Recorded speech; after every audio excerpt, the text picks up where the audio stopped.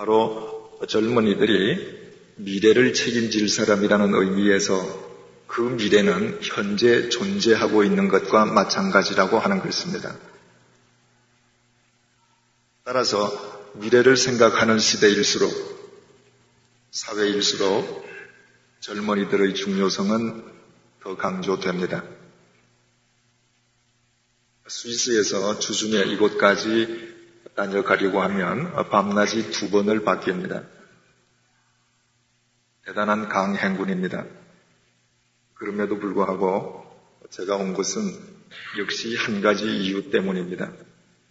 여러분들이 현존하는 미래이기 때문에 저 스스로 교회를 사랑하는 주님의 종으로서 한국 교회 미래에 대한 제 나름대로의 섬김과 봉사를 다하기 위함입니다. 그런데 우리가 한 가지 간과치 말아야 될 사실이 있습니다. 어느 시대이든 젊은이들은 항상 있어 왔다고 하는 사실입니다. 오늘 이 자리에 있는 여러분들만 유일한 청년이요 젊은이들이 아니라고 하는 사실입니다. 해방 이후에 얼마나 많은 젊은이들이 고시를 패스했습니까? 해방된 조국을 위해서 6.25 사변으로 폐허가 된 조국을 위해서 봉사하기 위해서 많은 이 땅의 엘리트들이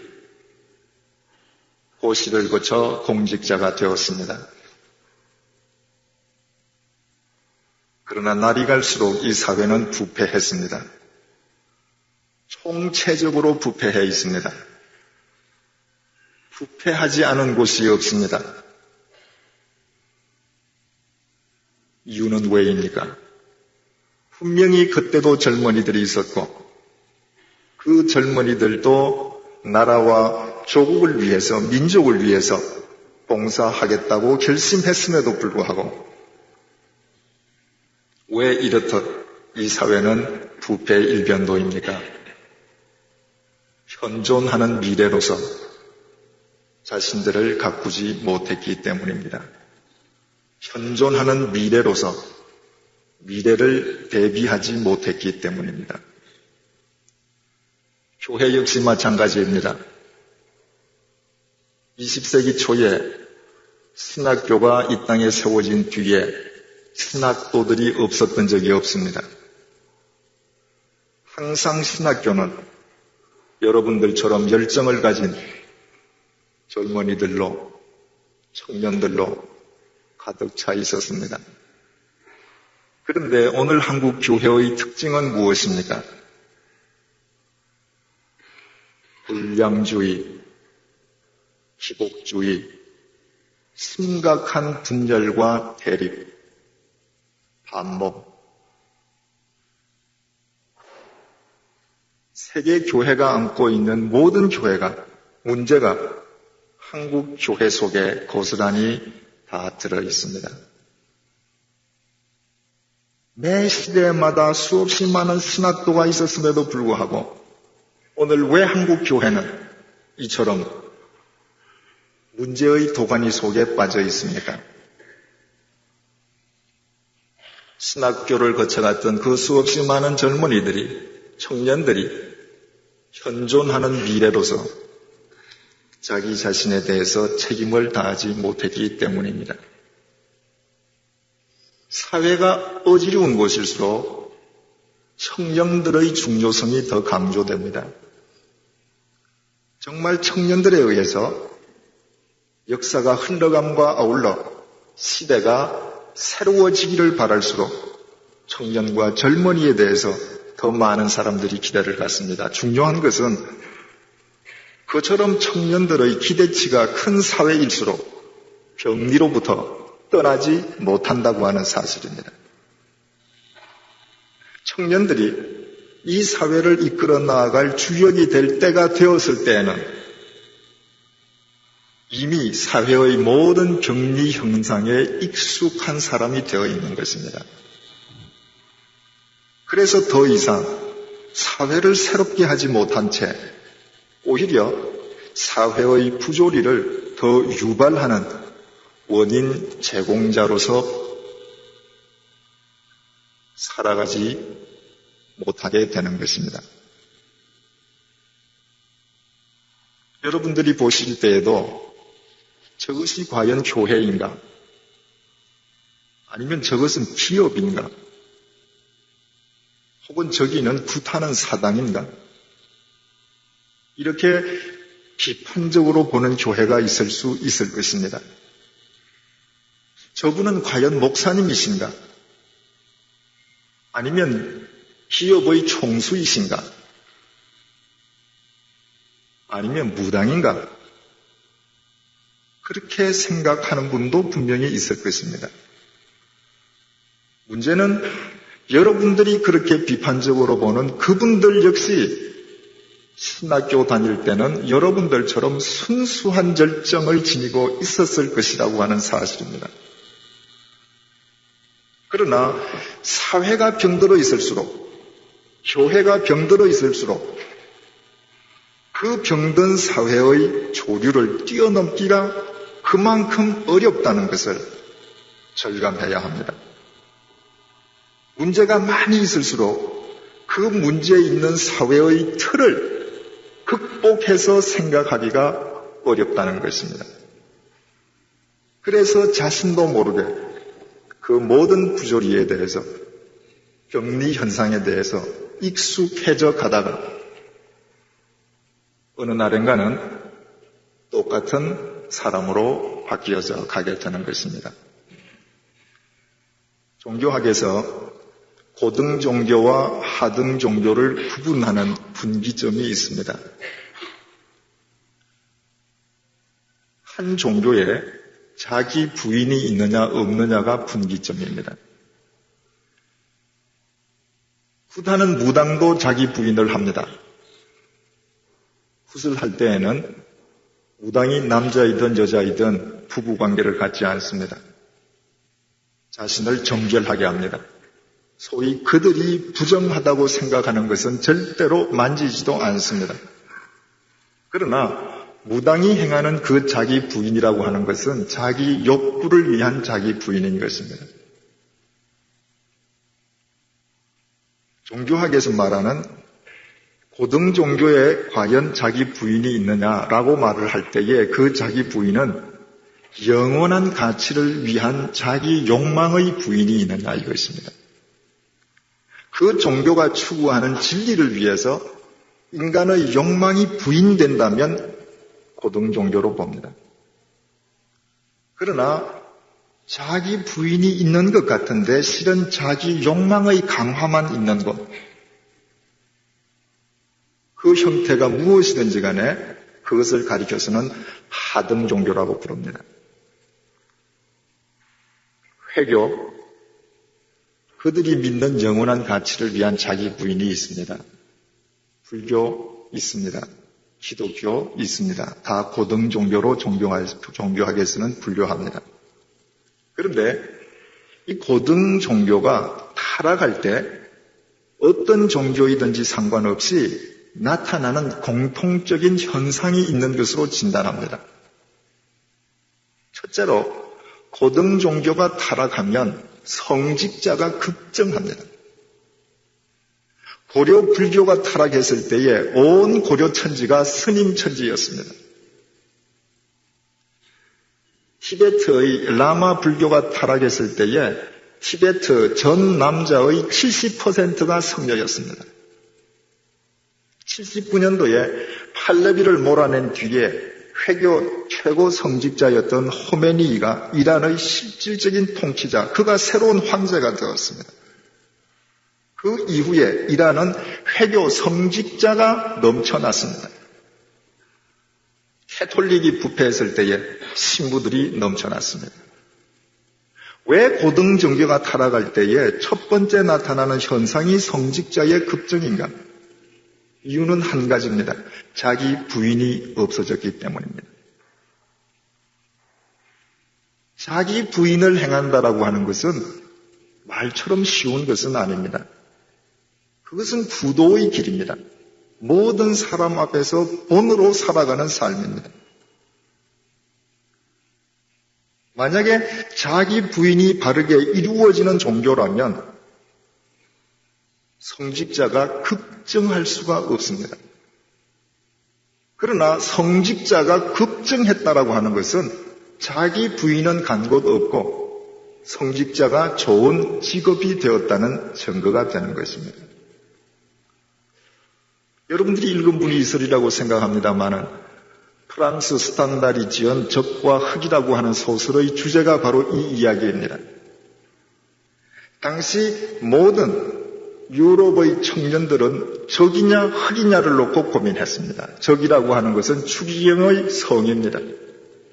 법이라고 하는 것은 판사가 있는 법복입니다. 유럽의 청년 엘들은 추기경이 되는 것이 더 내 뜻하는 바를 잘 이룰 수 있는가? 판사가 되는 것이 내게 더 유리한가를 놓고 고민했던 것입니다. 왜? 추기경이 되어도 몰래 축첩하고 축제하고 권력을 휘두르면서 얼마든지 살 수 있었습니다. 그러므로 추기경이냐 신부냐 판사냐,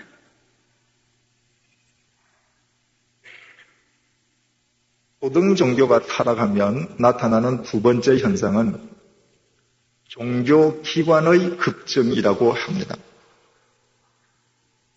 그 종교의 사제가 급증했기 때문에 그 사제들이 다 먹고 살기 위해서는 종교기관이 급증해야 되는 것입니다. 지금 유럽에는 예배당들이 다 텅텅 비어 있지 않습니까? 제가 살고 있는 제네바도 마찬가지입니다. 동네마다 교회는 다 있습니다. 그러나 교인들은 없습니다. 하지만 교회들 문은 닫지 않습니다. 성직자들이 다 먹고 살아야 되기 때문입니다. 저희 제네바 한인교회가 새를 들어서 예배를 드리는 오비브라고 하는 교회는 주일날 많이 나오면 30명이 나오고 보통 때는 20명이 나오는 스위스 교회입니다. 그 교회에 유급 목사가 2사람이고 유급 비서가 1사람입니다. 3사람이 먹고 삽니다. 고등 종교가 타락하면 나타나는 세 번째 현상이 있습니다. 그 고등 종교가 추구하는 신앙의 기복화입니다. 기복주의라고 하는 것이 무엇인지 아시죠? 신앙이라고 하는 것은 하나님을 변화시킬 수 없다는 것을 알기 때문에 그분의 말씀 앞에서 내가 변화되는 것입니다. 그러나 기복주의, 미신이라고 하는 것은 내가 목적하는 바를 위해서 나의 소유나 나의 탤런트로 신을 달래고 얼루는 것입니다. 내 목적만 성취하면 돼요. 나는 변화되지 않습니다. 왜 고등 종교가 타락할 때 나타나는 세 번째 현상이 종교 신앙의 기복화인가? 성직자도 급증했습니다. 종교기관도 급증했습니다. 그 종교기관 하나하나를 통해서 그 종교 사제들이 다 먹고 살아야 합니다. 그 사제들이 먹고 살기 위한 생계의 근원은 교인들이 내는 헌금입니다.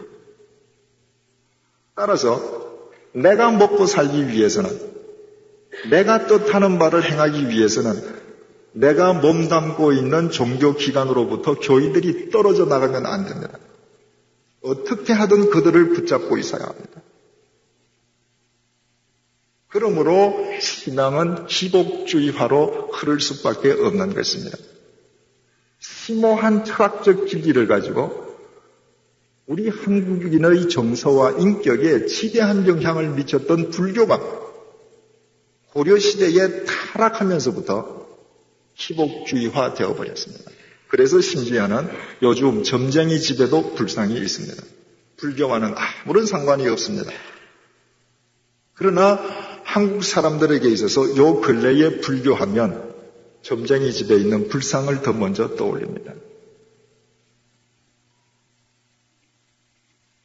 유럽은 오래도록 기독교 국가였음에도 불구하고 그들은 자기 생각하는 바를 위해서, 욕구하는 바를 위해서 칼을 들고 무자비하게 서로 죽이던 사람들입니다. 칼을 들고 살았던 무사가 많이 배출되어 있던 동네일수록 찾아가 보면 공통점이 있습니다. 집집마다 예수상과 성모 마리아상을 부적처럼 집집마다 다 간직하고 있습니다. 심지어는 들어가는 현관 입구부터 방마다 다 둡니다. 철저한 신앙의 기복합니다. 내 마음에 들지 않는 자를 내일 칼로 그의 목을 칠 수 있음에도 불구하고 자기만은 잘 살기 위해서 예수상을 모시는 것입니다. 거기에는 더 이상 진리가 없습니다. 모든 종교가 타락하며 나타나는 네 번째 마지막 현상은 바로 그 종교 집단의 이해 집단화입니다. 더 이상 진리를 위한 집단이 아니라 그 집단 자체가 하나의 거대한 이해 집단으로 바뀌어져 버리는 것입니다. 중세 캐톨릭이 그러했습니다. 세상의 권력을 휘두르면서 일국의 왕을 파문시켜갈 때 거기에는 진리가 없었습니다. 오직 이해 집단이었을 뿐입니다. 호메니이가 팔레비를 몰아내고 이란의 삼권을 장악했습니다. 성직자가 현실 정치에서 삼권을 장악한 것입니다. 그리고 그의 주도하에서 만들어진 현 이란 헌법은 성직자를 비방하는 것을 금지하고 있습니다. 헌법에서. 회교 자체가 거대한 이해 집단이 되었습니다. 누구도 비판할 수 없습니다. 그것을 지금 대통령인 하타미 대통령이 한번 개혁을 해보겠다는 것입니다. 그런데 지난 3월 초에 하타미 대통령의 최측근이고 그에게 개혁 이론을 제공했던 하자리안이라고 하는 사람이 암살당해서 죽었습니다. 바로 성직자위원회에서 한 것으로 다 자타가 알고 있습니다.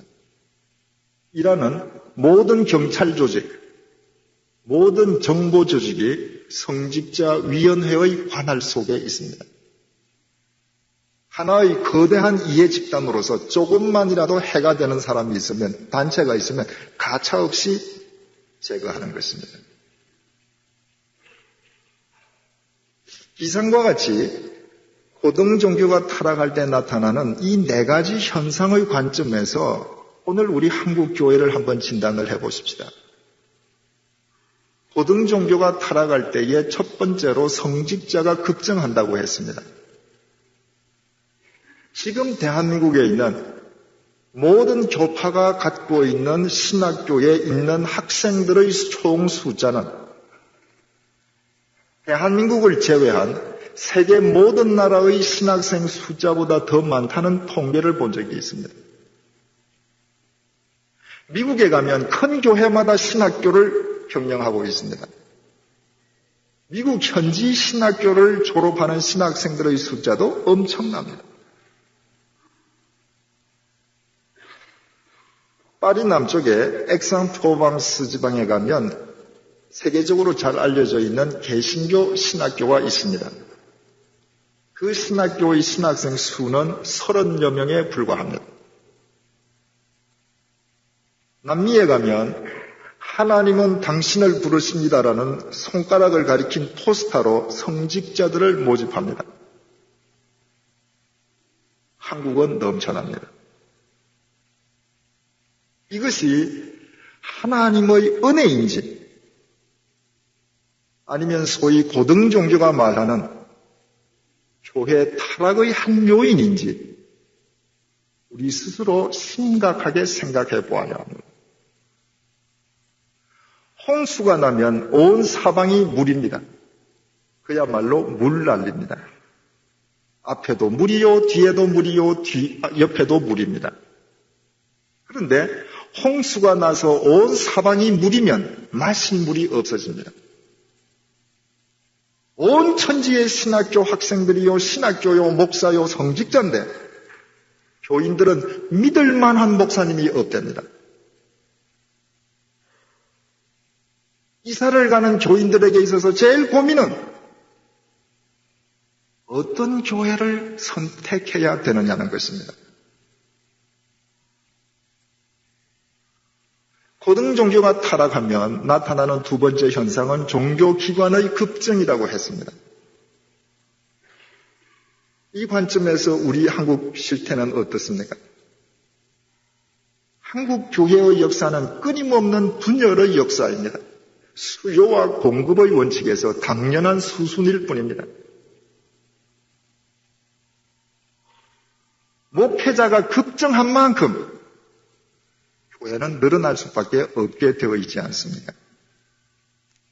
앞으로도 끊임없이 분열할 것입니다. 지금 캐나다, 미국 서부 지역에 무임, 교회를 맡지 아니한 무임 한국 목사님이 2,500명인 것으로 알려지고 있습니다. 그분들이 있는 한 미국 교회는 끊임없이 분열할 것입니다. 교회가 분열해야 무임 목사님들이 일할 자리가 생깁니다. 유럽에 한인들이 600여 명 사는 조그마한 도시가 있습니다. 그 도시에 교회가 3개 있습니다. 한 교회 교인은 20명, 두 교회는 30명입니다. 세 교회 교인을 다 합쳐도 80여 명입니다. 하나의 교회면 충분합니다. 그러나 이 세 교회는 절대로 합쳐질 수 없습니다. 세 목사님들 때문입니다. 유럽에는 도시에 따라서 한인들이 작은 도시에 한 개의 교회가 아름답게 주님을 섬기는 교회들이 있습니다. 그 도시에 한 분이라도 한인 목사님이 들어가면 1년 이내에 교회는 쪼개집니다.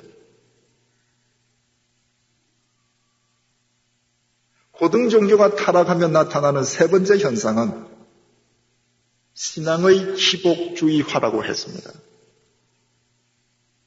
오늘날 우리 교회는 전 국민의 25%가 교인이라는 것을 오래전부터 자랑해왔습니다.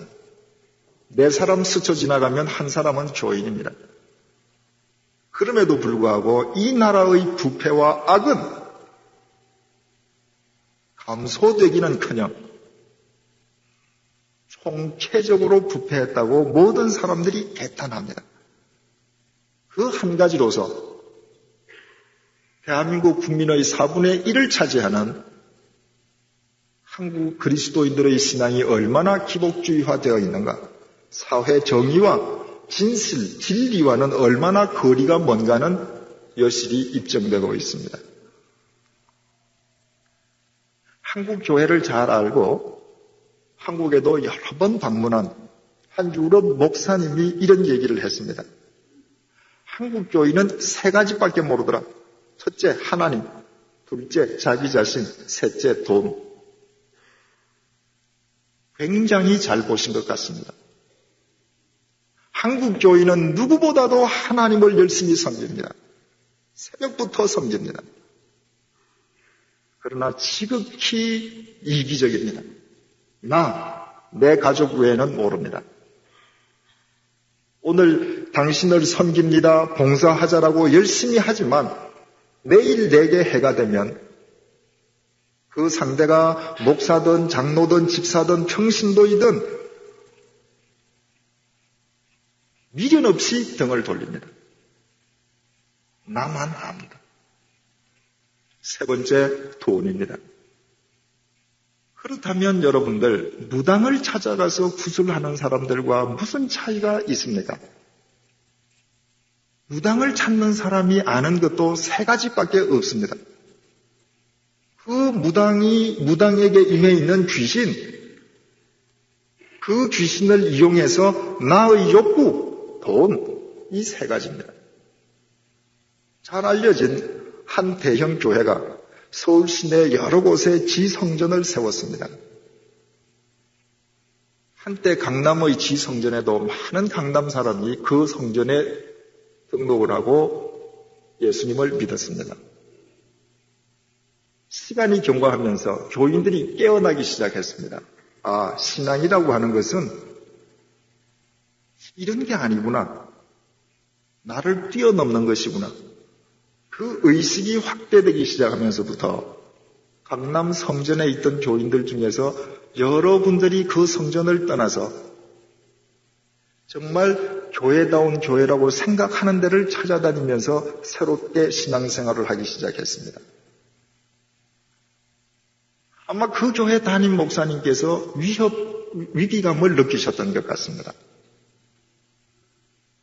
교회의 모든 구역장들과 권찰들을 하루는 모으고 특강을 하면서 그 자리에서 선포했습니다. 교회를 옮기면 저주받는다. 누구는 교회를 옮기더니 아들이 그 다음날 교통사고로 죽었고, 누구는 교회를 옮기더니 남편이 부도나더라.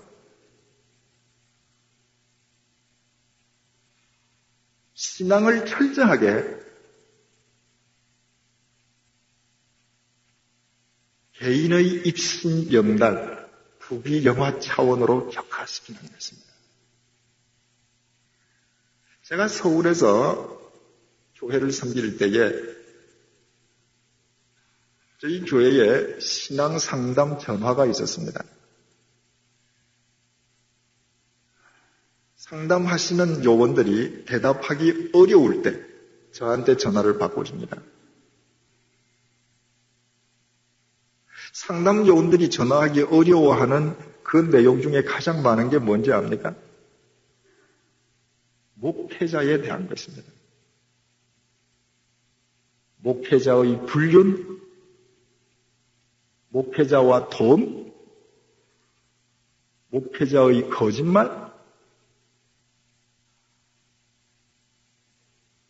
그런 것을 상담하는 중에 정말 교회를 옮기고 싶은데 교회를 옮기면 저주를 받을까봐 못 옮긴다는 거예요.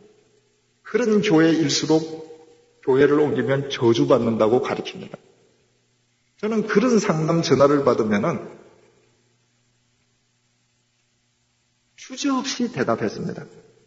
당장 교회를 옮기십시오. 자기 교인을 저주하는 교회는 더 이상 교회가 아닙니다. 핵 근처에 다른 교회로 가십시오. 제가 알기로 작년도 우리 신대원 졸업생들 가운데에 상당수가 일할 수 있는 사역지를 얻지 못한 것으로 알고 있습니다. 이미 수요와 공급의 균형이 깨어졌습니다. 자, 이런 상황에서 여러분들이 어느 교회에 들어가게 된 것만도 감사한데 그 교회가 철저하게 이처럼 신앙을, 예수 그리스도의 진리를, 우리의 생명을 위해서 돌아가신 그분의 십자가의 진리를 왜곡해갈 때 그곳에서 여러분들이 아닙니다. 정말 진리란 것은 이런 것입니다. 말할 수 있습니다. 자칫 잘못하면 직장이 없어지는데요. 그러다 보면 밟는 것입니다. 네 번째로 고등 종교가 타락하면 이해 집단화 된다고 했습니다. 오늘날 교회는 하나의 교회대로 이해 집단. 교회 전체의 문제에 대해서는 전체가 이해 집단화 되어가고 있습니다. 그 말씀을 드려서 죄송합니다. 제가 제네바 간 뒤에 밤에 잘 때는 반드시 전화 코드를 뽑고 자야 합니다. 지구 반대쪽에서 오는 전화가 주로 이제 새벽에 와요. 그 전화들의 내용은 대개 한 3가지 정도로 분류가 됩니다. 첫째는 와서 집회를 좀 해달라. 번째 시간이 안 맞으니까 그건 시간 없습니다 하면 해결이 돼요. 두 번째로는 저 목사님 좀 추천 좀 해달라. 제네바에 있는 저한테 추천을 해달랍니다. 저는 사람을 많이 알지도 못합니다. 세 번째는 당신을 우리 교회 목사로 청빙하기로 결정했으니까 와라.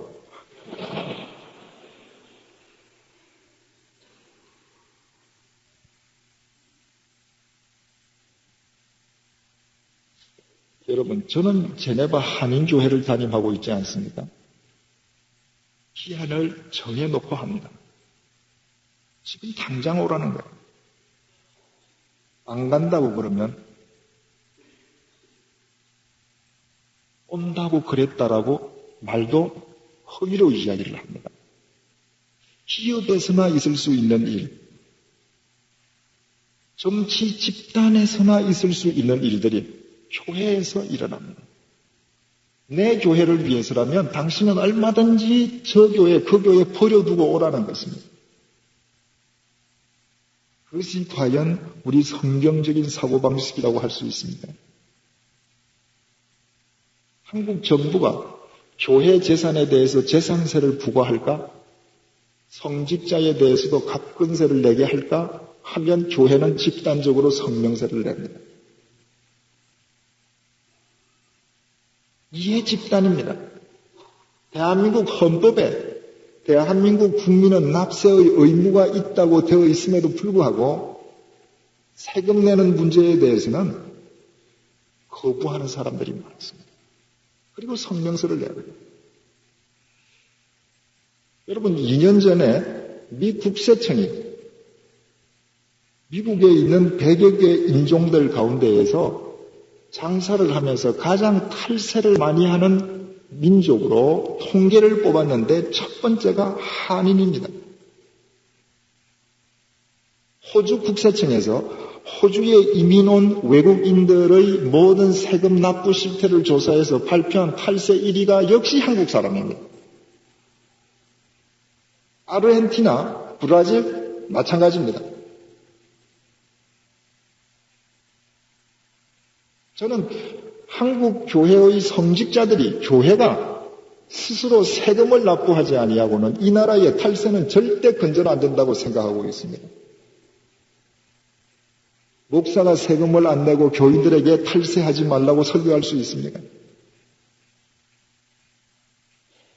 우리나라 화폐에 석굴암의 도안이 있습니다.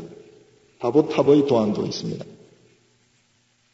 그것은 도안을 한 사람이거나 조폐공사가 불교 신자이기 때문이 아니라 1500년 동안 우리 민족 문화 자체가 불교의 바탕 위에 있었기 때문에 그 무늬를 우리나라를 상징하는 돈 위에 그려 넣어서 그렇습니다. 어느 나라든지 세계에 내세울 만한 것을 화폐에 도안을 합니다. 그런데 그 화폐에서 그 그림을 지워내라고 교회가 성명서를 발표했습니다. 몇 년 전에. 그걸 만약에 지워내지 않으면 전 교계적으로 서명운동을 하겠다. 이러고 교회연합회에서 성명서를 발표한 적이 있습니다. 철저하게 이해 집단화되어 있습니다.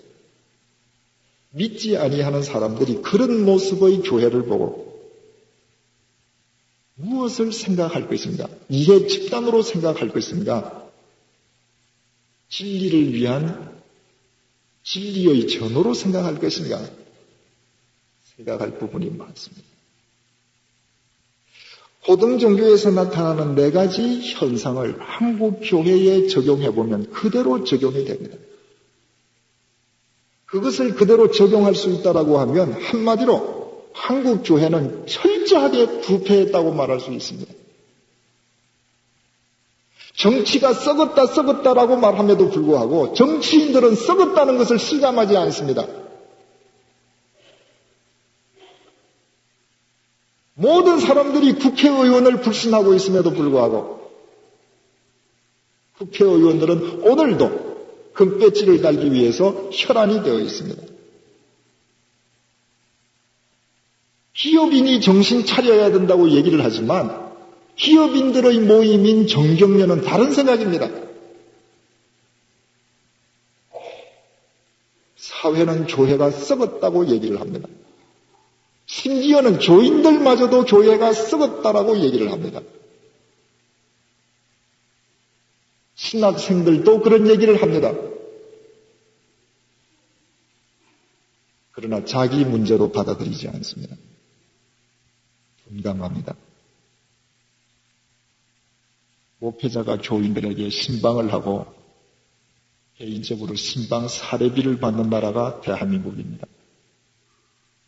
목사가 자기 교회 교인들에게 결혼식의 주례를 하고 돈을 받는 나라가 한국입니다. 목사가 자기 교인이 죽었을 때에 장례를 직전하고 돈을 받는 나라가 한국입니다. 그런 경험을 처음 당하는 사람은 초상을 치른 뒤에 아니면 내 자식을 결혼시키는데 주례하시는 목사님에게 얼마를 드려야 되느냐 묻습니다. 지금 남미에서 목회를 잘 하시는 젊은 목사님이 한 분 계십니다. 이 목사님이 서울에서 전임 교육 훈련을 받을 때에 어느 날 신방을 갔는데 신방을 가고 나오는데 신방 감사 헌금을 개인적으로 그분에게 드렸습니다. 그 돈을 받고 나오는데 부끄러워 죽겠더라는 거예요. 그 교회에서 6개월이 지났습니다. 어느 날 한 댁의 신방을 갔는데 그 신방에서는 봉투를 안 냈습니다. 나오면서 자기가 분개했다는 거예요. 저 사람 영 훈련 덜 받았네. 그러고 집에 가서 자기 자신이 또 부끄러웠다는 거예요. 내가 이렇게 변했는가? 이렇게 타락했는가? 아까 처음 말씀드렸죠. 사회에 문제가 많이 있을수록 청년들에 대한 기대는 큽니다. 그럼에도 불구하고 그 사회가 기대하는 만큼 그 청년들이 사회의 주력이 되었을 때의 사회는 바뀌어지지 않습니다. 그 병리 속에 빠져있는 사회 속에서 그들의 세대가 거듭되면서 그들 또한 자신도 모르게 이슬에 어쩌듯이 젖어 들어가는 것입니다. 그리고는 문제라고 생각했던 것이 전혀 문제로 여겨지지 않는 것입니다. 어떻습니까?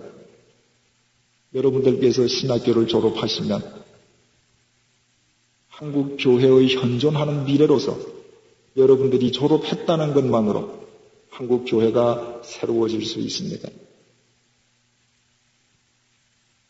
우리 한 가지를 더 깊이 생각해 볼 부분이 있습니다.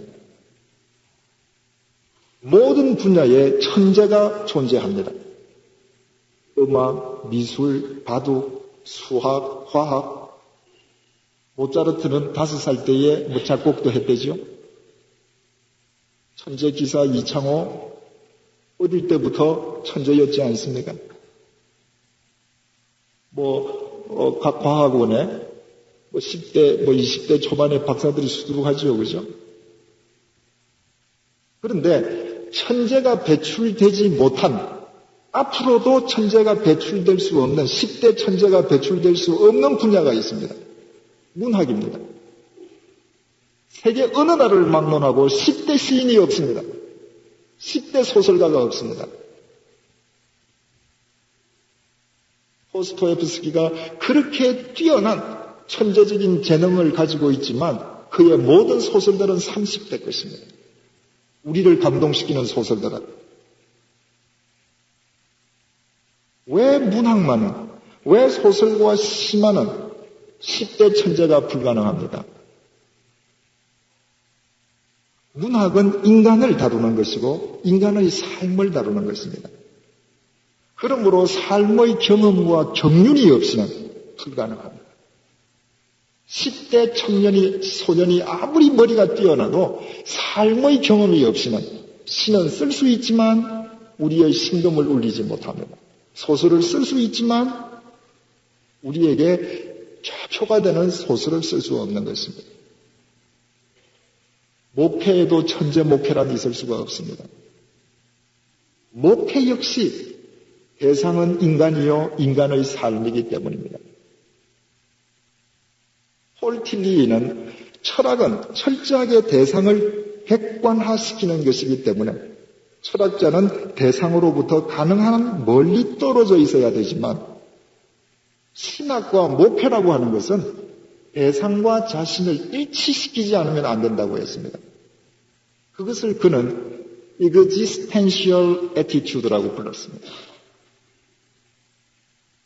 바로 이것이 삶의 경륜 없이 목회가 불가능한 까닭입니다. 예수 그리스도께서 12살 때 예루살렘 성전에 들어가서 랍비들과 하나님 말씀을 논했습니다. 무려 사흘 동안요. 그 랍비들이 다 깜짝 놀랐습니다. 이미 예수님은 12살 때 성경을 통달했습니다. 그분 자신이 로고스니까 당연하겠죠? 우리는 질문을 제기할 수 있습니다. 왜 그때부터 예수님은 목회를 시작하지 않았는가? 12살 때에 이미 성경을 통달하신 분이 왜 그때부터 설교하시고 그때부터 성경 공부를 인도하시지 않았는가? 누가복음 3장 23절만 예수 그리스도께서 30살쯤 되었을 때 공생애를 시작하셨다고 증거합니다. 그것이 유일한 기록입니다. 그래서 그것을 근거로 사람들은 예수님께서 30세 청년 시절에 목회를 시작하시고 33살 때에 돌아가셨다고 생각을 합니다. 그러나 거기에 대해서 이의를 제기하는 학설도 많습니다. 나이가 든 사람이 젊은이처럼 열정적으로 왕성하게 일을 할 때에 저 사람은 30살쯤 되었구나 라는 표현법이 있었습니다. 그래서 그것은 정말 30살이기 때문에 30살쯤이라는 것이 아니라 예수님의 나이는 훨씬 더 들어 있었는데 그분이 청년처럼 자신의 생애를 다 바치셨기 때문에 30세쯤이라고 표현했다는 것입니다. 그런 주장을 제기하는 성경 구절이 있습니다.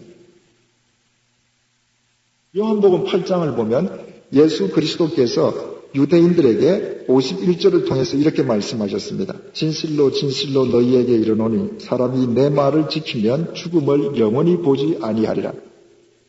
그랬더니 유대인이 예수님에게 반문을 했습니다. 52절 53절입니다. 유대인들이 가로되 지금 내가 귀신 들린 줄을 아노라. 아브라함과 선지자들도 죽었거늘 내 말은 사람이 내 말을 지키면 죽음을 영원히 맛보지 아니하리라 하니 너는 이미 죽은 우리 아브라함보다 크냐? 이 말에 대해서 예수님께서 요한복음 8장 56절을 통해서 이렇게 말씀하셨습니다. 너희 조상 아브라함은 나의 때를 볼 것을 즐거워하다가 보고 기뻐하였느니라. 그 말을 듣자마자 유대인들이 예수님에게 이렇게 반박을 했습니다. 57절 말씀입니다. 유대인들이 가로되 내가 아직 50도 못 되었거늘 아브라함을 보았다는 말이냐? 예수님과 아브라함 사이는 2000년이라는 시차가 있습니다. 지금 유대인들이 말하고자 한 것은 어떻게 네가 아브라함이 너를 봤다고 말할 수 있느냐? 이 얘기잖아요. 만약에 예수님께서 30살이었다면 지금 유대인들은 너 나이가 그것밖에 안 되는데 어떻게 아브라함이 너를 볼 수 있느냐는 것을 강조하려고 하는 말이기 때문에 예수님께서 30살이었더라면 어떻게 얘기를 했겠어요? 너 30살밖에 안 되는 주제에 무슨 그런 소리 하느냐? 만약에 예수님께서 40대 초반이었다면 너 이제 겨우 40을 갓 넘긴 사람이 이렇게 얘기했을 것입니다. 그러나 네가 아직 50도 못 되었는데 이 얘기는 40대 후반쯤으로 이해가 되는 얘기죠. 만약에 이런 학설이 아니더라도 우리가 평소에 알고 있는 것처럼 예수님은 만 30세에 공생애를 시작하셨다라고 할지라도 로마 역사가 요세푸스에 의하면 그 당시 사람의 평균 수명은 40세에 불과합니다. 지금의 30대와 틀립니다. 물론 그때는 어린아이들이 빨리 죽었기 때문에 평균 수명이 줄어들기도 하지만 여하튼 평균 수명 40대의 세상에서 30대였다면 오늘날 평균 수명 70대의 세상에서는 50 가까운 나이와 같아집니다. 이 모든 말씀의 요지는 예수 그리스도께서는 충분한 삶의 경륜을 지니신 뒤에 목회자가 되셨다는 것입니다. 인류의 구원자가 되셨다고 하는 것입니다. 예수 그리스도께서는 나사렛에서 사셨습니다. 우리가 흔히 생각할 때에 예수 그리스도는 목수셨기 때문에 목공소를 차리시고 대패질을 하는 예수님을 우리는 연상합니다. 그런 그림도 많습니다. 그러나 실제로 예수님께서 사시던 그 나사렛과 갈릴리는 워낙 빈민촌이었기 때문에 목공소라는 것이 있을 수가 없었다는 거예요. 어느 가난한 사람이 와서 가구를 사가겠습니까? 그래서 그 당시의 목공들은 요즘 가끔 볼 수 있는 구두 닦는 사람들처럼 통을 메고 목공통을 메고 갈릴리와 나사렛을 다니면서 외쳤다는 거예요. 가구 고치시오, 문자 고치시오. 그래서 사람이 와서 여기 못질 해주시오. 그러면 못질 해줍니다. 예수 그리스도께서는 목공통을 메고 그 갈릴리 나사렛 골목 동네를 다니시면서 수없이 많은 사람들, 그들의 애통함과 그들의 고통과 삶의 애환을 다 보시고 경험하신 다음에 말할 수 있었던 것입니다. 애통하는 자는 복이 있나니 저희가 위로를 받을 것이다. 심령이 가난한 자는 복이 있나니 천국이 저희 것입니다. 만약 그분에게 그런 삶의 경륜이 없이 12살 때에 목회를 시작했더라면 절대로 그런 이야기를 못하셨을 것이고 설령 했다 할지라도 인간의 마음을 움직이지 못했을 것입니다. 예수님께서 그러하셨다고 하면 여러분들은 어떻습니까? 신학교만 졸업하면 목회자가 됩니까? 여러분이 목회의 대상으로 삼아야 할 사람들은 이 세상에서 많은 인생의 희노애락을 겪은 사람들입니다. 여러분들께서 정말 사무실에서 피눈물 나는 봉급을 받기 위해서 밤을 새워가면서 자존심을 버려가면서 일한 뒤에 그 봉급으로 자식을 부양해본 눈물겨운 경험이 있었습니다. 여러분들이 회사 사장으로서 여러분들 직원들에게 봉급을 주기 위해서 여러분들의 집 문서를 잡힌 뒤에 그 돈으로 봉급을 직원들에게 주어본 적이 있습니까? 자식의 등록금을 마련하기 위해서 수없이 자존심을 줄여가면서 등록금을 마련해서 자식을 공부하게 한 경험이 있습니까?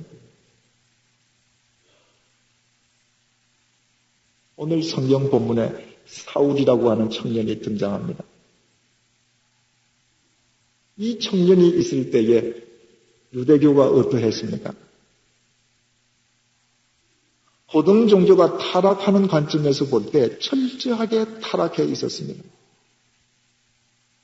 성직자가 급증했던 때입니다. 예레미야서에 의하면 이때에 예루살렘에 제사장만 8,000명이 있었다고 기록이 되어 있습니다. 성전에 소속되어 있는 레위인을 다 합치면 1만 명이 넘었습니다. 그들이 다 먹고 살기 위해서는 예루살렘 자체가 하나의 거대한 종교 집단이었습니다. 신앙은 철저하게 기복주의화되어 있었습니다. 그 내에서 서로 종파들끼리 싸웠고 사회 정의라든가 진리와는 거리가 멀었습니다.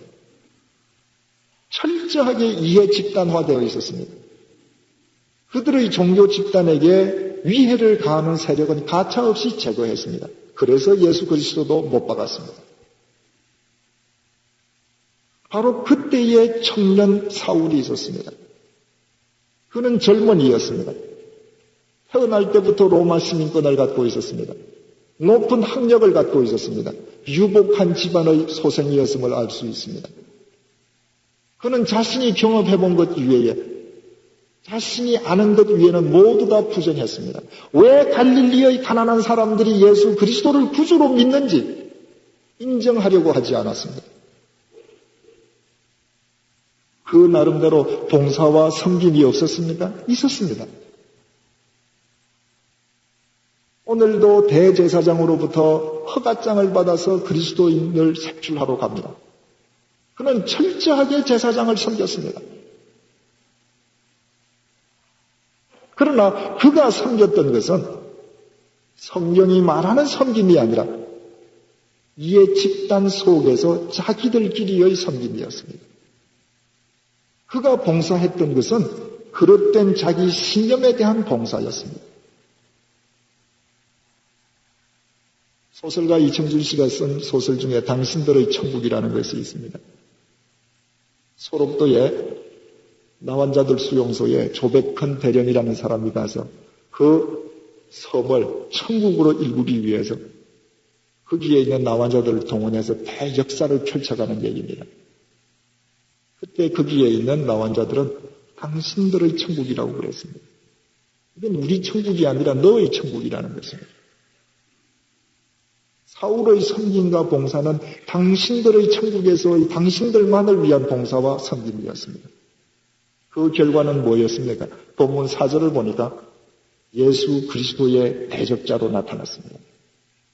본인은 열심히 섬기고 열심히 봉사했지만 예수 그리스도께서는 왜 나를 핍박하느냐라고 반문하셨습니다. 이 청년이 이런 식으로 살아간다라고 하면 이 청년이 과연 현존하는 미래가 될 수 있겠습니까? 이와 같은 청년을 스쳐가는 1초 1초가 쌓이어서 그것이 진리의 실체로 축적될 수 있겠습니까? 그런데 놀랍게도 이 청년이 교회를 위한 현존하는 미래가 되었습니다. 예수 그리스도를 위한 현존하는 미래가 되었습니다. 토인비의 지적처럼 바울이 타고 가던 그 배 한 척에 의해서 유럽의 운명이 바뀌었었습니다. 이 청년이 예수 그리스도를 바르게 만났기 때문에 다메섹으로 가다가 빛이 신 예수 그리스도를 만났습니다. 그리고 그 순간 땅에 고꾸라졌습니다. 주님의 명령에 의해서 다시 일어났습니다. 그러나 본문 9절이 이렇게 증거합니다. 사울이 땅에서 일어나 눈은 떠서나 아무것도 보지 못하고 사람의 손에 끌려 다메섹으로 들어가서 사흘 동안을 보지 못하고 식음을 전폐하니라.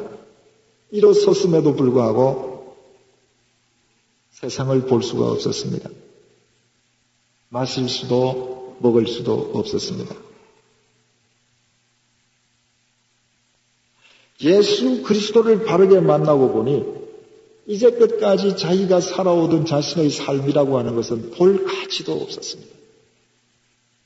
그런 삶을 위해서라면 더 이상 먹을 가치도 마실 의미도 없었던 것입니다.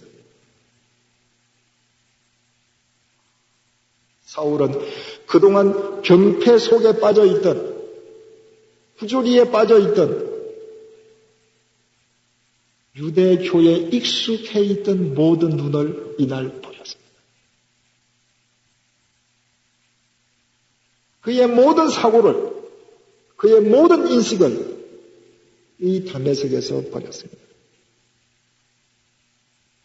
그리고 이 시간 이후로부터 자기의 눈을 버리고 인식을 버리고 주님을 바로 봄으로 말미암아 섬김과 봉사의 주님을 본받아 살아갈 수가 있었습니다.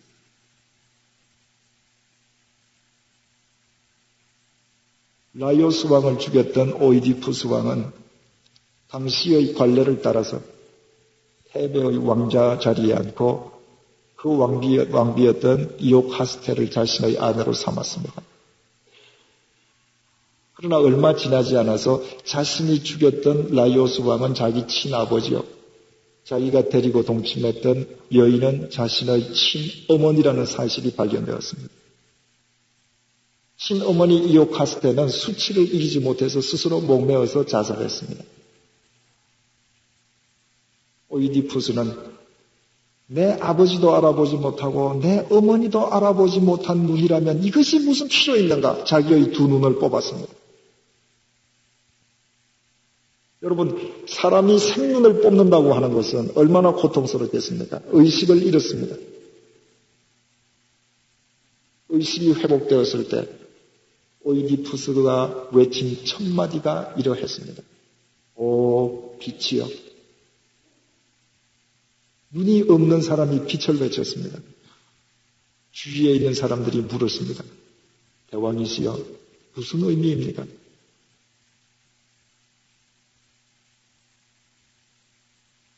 오이디푸스의 대사는 이렇게 계속됩니다.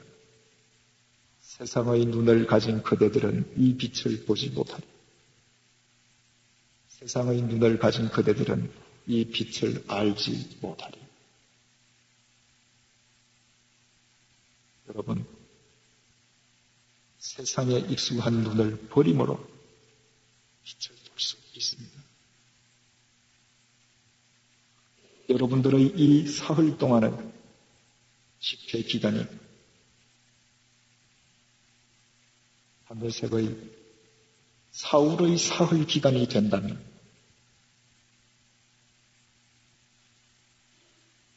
모든 비정상적인 것들에 익숙한 여러분들의 눈을 버리는 기간이 된다면 빛이신 예수 그리스도를 본받아 한국 교회의 미래를 위한 섬김과 봉사의 종들이 될 것이